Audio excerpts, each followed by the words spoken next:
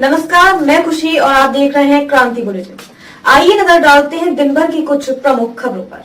हरिद्वार के कारोबारी रेडी पटरी के लघु व्यापारियों के सामूहिक संगठन लघु व्यापार एसोसिएशन के प्रांतीय अध्यक्ष संजय चोपड़ा के नेतृत्व में अपने घोषित निर्धारित कार्यक्रम के अनुसार शिव मूर्ति चौक पर सभी प्रस्तावित 15 वेडिंग जोन के लघु व्यापारियों के प्रतिनिधियों ने अपनी 5 सूत्रीय मांगों को लेकर भारी संख्या में इकट्ठा होकर जुलूस के रूप में नारेबाजी करते हुए नगर आयुक्त कार्यालय का घेराव कर अपनी 5 सूत्रीय मांगों को लेकर नगर आयुक्त के नाम संबोधित ज्ञापन नगर आयुक्त की अनुपस्थिति में कर अधीक्षक सुनीता सक्सेना को सौंपा। इस अवसर पर लघु व्यापार एसोसिएशन के प्रांतीय अध्यक्ष संजय चोपड़ा ने कहा, उत्तराखंड राज्य में राज्य फेरी नीति नियमावली उत्तराखंड शासन द्वारा 25 मई 2016 को उत्तराखंड राज्य के सभी नगर निगम, नगर पालिका और नगर पंचायतों में क्रियान्वित को लेकर 1 महीने का लक्ष्य निर्धारित किया गया था, लेकिन लगभग 7 वर्ष बीत जाने के उपरांत भी अब तक असंगठित क्षेत्र के रेडी पटरी के लघु व्यापारियों को राज्य की सभी नगर निगम की लापरवाही की वजह से कोई संरक्षण नहीं मिल पाया है, जो कि दुर्भाग्यपूर्ण है। उन्होंने कहा, चलती फिरती रेडी फेरी के लघु व्यापारियों का नगर निगम की ओर से सर्वे कराकर लाइसेंस व परिचय पत्र रंग कोड के साथ राज्य फेरी नीति नियमावली का संरक्षण दिया जाना न्याय संगत होगा। उससे पहले कि किराए का आदान प्रदान हो, जो हमारी मूलभूत सुविधाएं हैं जैसे कि बिजली है, पानी है, सफाई है, सीसीटीवी कैमरे है, वो सब लोग वो सुदृढ़ हो जाए, क्योंकि जब ही हम किराया देंगे जब हमें सुविधाएं मिलेंगी। निश्चित रूप से इस प्रकार की जो हमारी प्रमुख मांगे थी, आज हमने उनको सौंपने का काम किया है और कल मुझे एमएनए साहब ने आमंत्रित किया है कि जो हरिद्वार की रेडी पटरी वालों की समस्या है उनके निदान के लिए वार्तालाप की जाएगी और वार्तालाप कर तमाम रेडी पटरी वालों की जो समस्या है राज्य सरकार के संरक्षण में राज्य फेरी नीति नियमावली के नियम अनुसार जो भी इनके लिए भला हो सकता है, जो भी इनकी मदद हो सकती है, उस पर विचार विमर्श किया जाएगा। और निश्चित रूप से हमने ये भी मांग की है कि शीघ्र से शीघ्र जो है टीवीसी की बैठक आउट की जाए, क्योंकि चुनाव संपन्न हो चुका है, नई सरकार का गठन हो चुका है। नई सरकार से हमें काफी अपेक्षा है, क्योंकि धावी जी हमारे युवा मुख्यमंत्री हैं और युवा मुख्यमंत्री के साथ साथ लगातार रोजगार पर भी उनका फोकस था और आगे भी मैं समझता हूं कि जो उनका कार्यकाल है वो ज्यादा से ज्यादा रेडी पटरी वालों को सरकार की ओर से संरक्षण दे सके, ऐसी हमारे को उम्मीद है। उन सभी बातों को लेकर आज हमने जो है अपना मेमोरेंडम दिया है और आगे भी हम लोग अपनी जो न्याय संगत मांगे हैं उसके लिए यदि अगर वो क्रियान्वयन होती हैं तो स्वागत करेंगे, यदि अगर वो क्रियान्वित नहीं होती तो हम अपनी मांगों को पुनः दोहराएंगे। धन्यवाद। कोरोना संक्रमण में कमी के बाद लगभग हर क्षेत्र में हालात अब सुधरते हुए नजर आ रहे हैं। सबसे बड़ा नुकसान शादी व्यवसाय से जुड़े लोगों को इस काल में हुआ था। इसके साथ ही सौंदर्य प्रसाधन यानी कि ब्यूटिशियन को भी आर्थिक रूप से काफी नुकसान हुआ, लेकिन अब धीरे धीरे जहां हालात सामान्य हो रहे हैं, वहीं अब ब्यूटिशियन के चेहरे पर भी खुशी देखते ही बनती है। इसी क्रम में स्थानीय होटल में एक कार्यशाला का आयोजन किया गया, जिसमें नीता केसवानी ने बताया कि प्रत्येक व्यक्ति को अपने सौंदर्य के प्रति जागरूक रहना जरूरी है। स्वच्छ और साफ आहार विहार के साथ साथ सुंदर दिखना प्रत्येक व्यक्ति का नैतिक कर्तव्य है। इसी को लेकर हमने Ravi Royal Star Beauty World के तत्वाधान में एक कार्यशाला का आयोजन किया, जिसमें महिलाओं को आत्मनिर्भर बनने के साथ साथ किस तरह से अपने भविष्य को वही क्षेत्र में आगे बढ़ा सकती हैं के बारे में बताया गया। इसके साथ ही आज भी यह क्षेत्र महिलाओं के लिए सबसे सरल और आधुनिक उपाय है। इसमें उच्चतम शिक्षा की आवश्यकता नहीं होती, सिर्फ शारीरिक और मानसिक रूप से मजबूत महिला अपने आप को आर्थिक रूप से मजबूत इस क्षेत्र में कर सकती है। वही ब्यूटिशियन कामनी सैनी ने बताया कि कोविड-19 से उनका व्यवसाय बिल्कुल ठप पड़ गया था। अब उन्हें उम्मीद है कि आने वाले समय में ज्यादा से ज्यादा विवाह समारोह आयोजन होंगे और जैसे जैसे होंगे व्यवसाय बढ़ेगा, सभी लोगों का कार्य क्षेत्र भी बढ़ेगा और हमें उम्मीद है कि ब्यूटिशियन के इस क्षेत्र में भी लोगों को आर्थिक रूप से मजबूत बनने में मदद मिल सकेगी। बच्चे इस टाइम पे हमारे साथ जुड़े हैं। We are from Delhi. हम दिल्ली में 29 सालों से अपने इंस्टीट्यूट पे काम कर रहे हैं एंड अभी हम हरिद्वार इन लोगों की रिक्वायरमेंट पे आए हैं, बिकॉज इनके लिए एक बहुत ही अच्छी अपॉर्चुनिटी है। जैसे ही अपने बिजनेस में अभी ब्लीच फेशियल का जमाना नहीं रह गया, हर किसी को खूबसूरत फीचर चाहिए। हर एवरीबडी वांट्स कि मुझे विद इन 10 मिनट्स आप मुझे कैसे खूबसूरत बना सकते हो। तो अगर किसी ने भी सेमी परमानेंट या परमानेंट मेकअप करा लिया तो बहुत ज्यादा उसके ऊपर काम करने की हमें बार बार जरूरत नहीं पड़ती। हर फेस बहुत खूबसूरत लग सकता है और लोगों को पैसा खर्च करने में भी दिक्कत नहीं लगती, बिकॉज इसकी लाइफ है, ये 5 साल से लेके लगभग 10 साल तक स्टे करता है। ब्यूटिशियन में किस तरह भविष्य मानते हैं आप? आज अगर हम बात करें तो इस हॉल में अभी हम 20 लोग बैठे हैं और 20 में से ज्यादा नहीं तो कम से कम 16 से 17 लोगों की आईब्रोज मिसिंग है। अगर हम ब्यूटिशियन हम 20 लोगों में से 17 लोगों की आईब्रोज नहीं है तो आप मान के चलिए कितने परसेंटेज का रेशियो है इसमें, सक्सेस रेट क्या रहेगा? More than 70%। शायद दुनिया में 25-30 लोग होंगे जो परफेक्ट फीचर्स के साथ घूम रहे हैं। 70% हमारे पास क्लाइंटेज है जो हम कैप्चर कर सकते हैं, जिन्हें हम अवेयरनेस दे सकते हैं और अपने बिजनेस को आगे बढ़ा सकते हैं। आत्मनिर्भर बनाने के लिए महिला के लिए कितना जरूरी है? बहुत ही जरूरी है। आत्मनिर्भर बनाने के लिए इसमें 2 फायदे हैं। एक, इसमें बहुत ज्यादा एजुकेशन की जरूरत नहीं है, सिर्फ एक इंसान के अंदर दिमाग होना चाहिए, ब्रेन होना चाहिए। अगर आपके अंदर ब्रेन है, दिमाग है, तो आप बहुत अच्छे से इस कॉन्सेप्ट को या किसी भी कॉन्सेप्ट को, मेकअप से रिलेटेड किसी भी आप कॉन्सेप्ट को कैरी कर सकते हो और अपने बिजनेस को आगे बढ़ा सकते हो। ये जो हम कर रहे हैं इससे हमें काफी बेनिफिट होने वाले हैं। जो लोग कोरोना की मार से काफी पीछे जा चुके थे, पिछड़ चुके थे और उन्हें आर्थिक परिस्थिति का भी सामना करना पड़ रहा था, तो उसके लिए अब हर जो ब्यूटिशियंस हैं जो हमने नीता केसवानी मैडम से सीखा है उसको आगे चल के हम क्या कहते हैं फेस को, किसी भी लेडीज के फेस को या किसी भी जेंट्स को इनहेंस कर सकते हैं उसकी ब्यूटी को।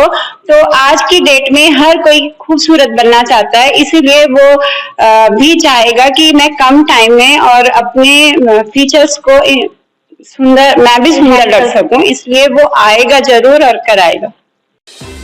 आत्मनिर्भर होते भारत की एक आदर्श प्रेरणा है रुचि सोया इंडस्ट्रीज लिमिटेड। रुचि सोया ने एडिबल ऑयल के साथ साथ FMCG, biscuit, implant based organic Nutrela nutraceuticals में भी एक नया कीर्तिमान स्थापित किया है। आइए रुचि सोया के साथ मिलकर देश को स्वस्थ, समृद्ध और शक्तिशाली बनाने का इतिहास रचे। देवभूमि के प्रवेश द्वार मंगलौर गुड़ और आम के लिए देश के कोने कोने में मशहूर है। यहाँ का आम देश के कई हिस्सों में सप्लाई किया जाता है। मंगलौर का आम प्रसिद्ध होने के साथ यहाँ के अधिकतर किसान आम की फसलों पर निर्भर है। कोरोना काल के चलते पिछले 2 सालों से आम की फसलों की सप्लाई नहीं हो पाई, जिससे किसानों को भारी घाटे से जूझना पड़ा। लेकिन इस बार आम का व्यापार करने वाले किसानों के चेहरे खिले हुए हैं। आम के बागों में इस बार अच्छी फसल होने की उम्मीद है। बागों में इस बार फसल का अच्छा बौर आया हुआ है। इस बार किसानों को आम की फसल में बढ़ोतरी होने की उम्मीद है, जिससे 2 सालों से आम की फसल में हो रहे घाटे की भरपाई हो सके। आम की खेती करने वाले किसानों ने बताया कि कोरोना काल के चलते आम के बागों का रखरखाव सही नहीं हो सका, आम की सप्लाई भी नहीं हो सकी और अधिकतम आम की फसल पूरी तरह बर्बाद हो गई थी। लेकिन इस बार आम की फसल बहुत अच्छी आई हुई है। इस बार आम की फसल तेज हवाओं और आपदा की भेंट न चढ़े तो इस बार पिछला घाटा पूरा होने की उम्मीद है। मंगलौर का आम प्रसिद्ध होने से यहाँ का आम कई राज्यों में सप्लाई होता है और अच्छे दामों में यहाँ का आम खरीदा जाता है।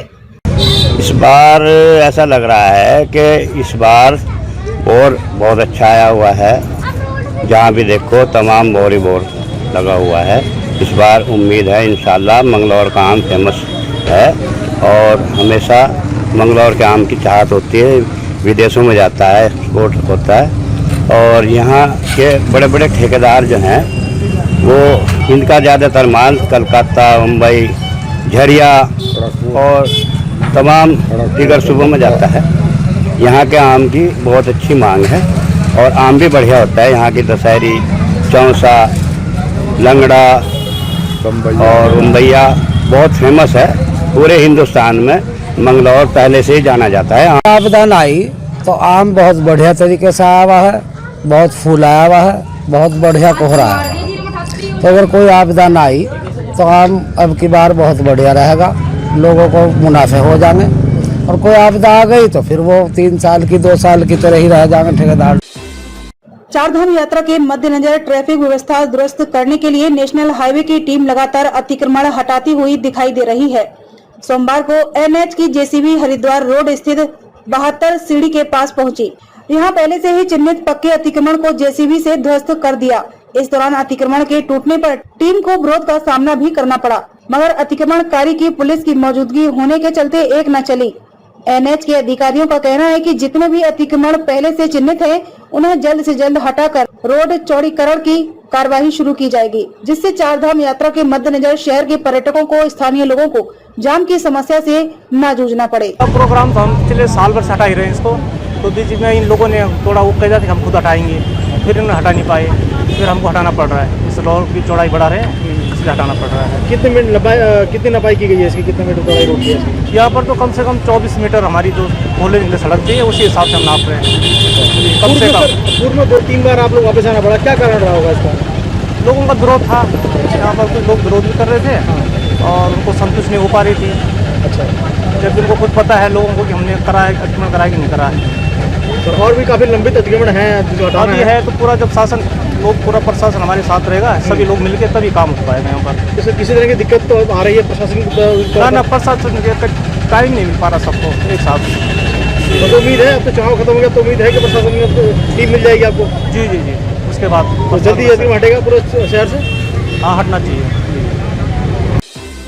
कोरोना काल के दौरान IDPL में बनाए गए DRDO अस्पताल में तैनात 130 नर्सिंग ऑफिसर और 13 लैब टेक्नीशियन ने एम्स प्रशासन के खिलाफ नारेबाजी करते हुए प्रदर्शन किया। मेडिकल स्टाफ का आरोप है कि 31 मार्च के बाद उनकी सेवाएं समाप्त की जा रही हैं। मेडिकल स्टाफ का कहना है कि उनको यूज एंड थ्रो के रूप में प्रयोग किया जा रहा है। पहले भी उन्हें एक बार नौकरी से निकाला गया, लेकिन कोरोना संक्रमित मरीजों की संख्या बढ़ी तो फिर से उनको नौकरी पर बुला लिया गया। अब उन्हें 31 मार्च के बाद फिर से नौकरी से निकालने की तैयारी हो रही है। आरोप है कि अस्पताल में पानी और बिजली के कनेक्शन भी मेडिकल स्टाफ को परेशान करने की नीयत से काट दिए गए हैं। क्या नाम है आपका? मेरा नाम शीतल शर्मा है।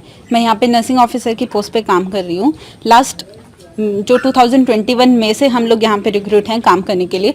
कोविड की सेकेंड वेव में हमें बुलाया गया था, एम्स ने इंटरव्यू लिया था, हम पूरे प्रोसेस से यहाँ पर आए हैं।